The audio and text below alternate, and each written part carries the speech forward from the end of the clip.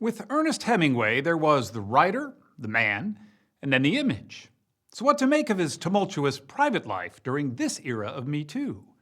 Mark Whitaker is talking with the makers of a new PBS documentary.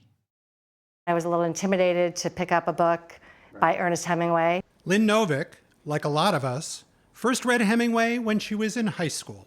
I just got sucked into it immediately and mesmerized by the writing and the characters and the world. 4 decades later, Novick has joined Ken Burns to make a new 6-hour documentary about Hemingway for PBS. It follows their films on other not-so-small topics: the Vietnam War, baseball, and jazz. He is the seminal writer in the 20th century for Americans. The old man was thin and gaunt, with deep wrinkles in the back of his neck. In the new film, Jeff Daniels is the voice of Hemingway. This is from The Old Man and the Sea. Everything about him was old, except his eyes. And they were the same color as the sea, and were cheerful and undefeated. Those of you who know Hemingway or think you know Hemingway will get a new aspect to it. Those of you who don't, buckle your seatbelts. We all know the Hemingway image, the very definition of macho.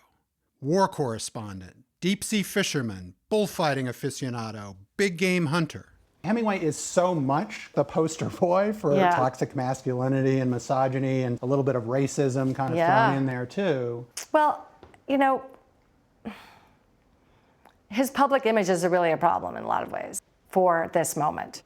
I think a lot of us will look at a man who seems to be glorifying bullfighting and killing animals for sport and being dominant in physical conquest and having women be subservient to you. And his public persona is challenging at best and problematic. He could be the life of the party, but also treacherous to his friends and during his 4 marriages. His third wife was Martha Gellhorn.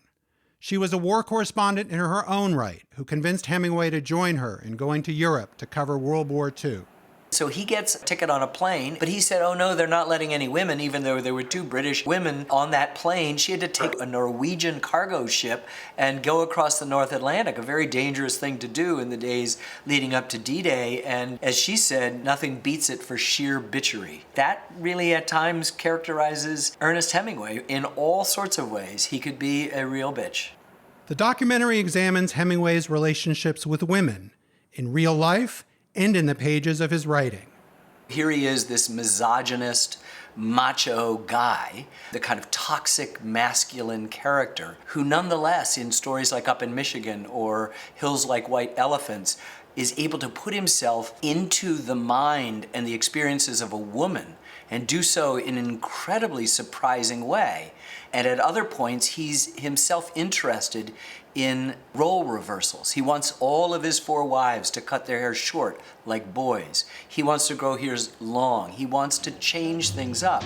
Hemingway wanted his wife to be both completely obedient and sexually loose, she confided to her diary. In life, and in novels like The Garden of Eden, which was published after he died, Hemingway seemed to have a fascination with androgyny and sexual role reversals. She enjoyed the sexual part, cut her hair short and bleached it platinum because it excited him, and sometimes pretended that she was a boy and he was a girl. Beneath this sort of masculine facade, he seems really drawn to a more complicated sexuality and sexual experience and intimate life than many of us would have thought. So ultimately, what are you trying to say? Like, did Papa Hemingway secretly want to be a Mama Hemingway? I don't think we really know that. When he and his 4th wife, Mary, go to Africa in the 50s, he writes something in her diary, and he says that Mary is a prince of devils, and anywhere you touch her can kill both her and me. And he's writing to her in her diary. Right. And then he says, she wants me to be her girls, which I love to do, and she to be my boy. And we've solved all our problems, and I've never been happier. Right. What does that mean? I don't know. What do you think it means? It definitely means that he wasn't just, the macho man that everybody kind of thinks of him as being. I don't think we should imagine Hemingway in the missionary position all the time. Yeah. Then there's the question of racism. He occasionally drops the N-word, and his depictions of Native Americans, African Americans, and Jews have been criticized. Was he ignorant, or were his characters ignorant? His characters were ignorant. Marc Dudley is an English professor at North Carolina State University who has written about Hemingway. But he himself knew what he was writing about and was trying to convey a message that might not have been immediately obvious. Always. Nobody's perfect. I'm certainly not going to stand out in front and center and try to be a Hemingway apologist for some of those things that he does in his writing. I would say push pause before we want to indict this artist. The headlines are filled these days with stories of so-called cancel culture as history is reappraised.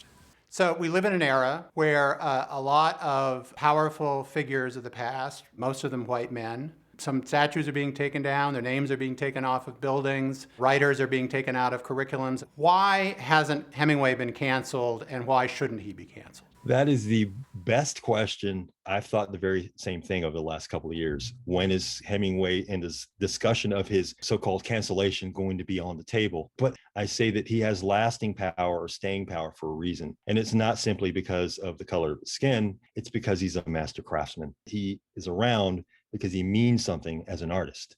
Hemingway led a vibrant life of worldwide fame and soaring literary success. But he was also haunted by alcoholism, a family history of mental illness, and as the new documentary lays out, a series of concussions suffered during war, accidents, and plane crashes. It was a complicated life, and Ernest Hemingway died by suicide at the age of 61. After spending all this time with him, did you like him more? Did you like him less? I feel like I got to know him as a person, and I didn't expect that. He's so larger than life and had his own really deep struggles. I mean, he really suffered a lot emotionally in ways that I would never have understood. I also find parts of him and parts of his behavior just awful, truly awful. I would never have wanted to be married to him.